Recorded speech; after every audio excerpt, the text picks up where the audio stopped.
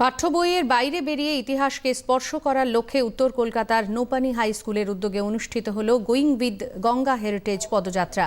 উত্তর কলকাতার Minerva theatre থেকে শুরু করে জোড়াসাঁকো হয়ে বিভিন্ন পথ অতিক্রম করে শেষ হয় নোপানি হাই স্কুলে। বিভিন্ন স্কুলের ছাত্রছাত্রীরা হেরিটেজ পদযাত্রায় অংশ নেয়। নোপানি হাই স্কুলের অধ্যক্ষ দিব্যেন্দু সেন শর্মা এই পদযাত্রার তাৎপর্য ব্যাখ্যা করেন।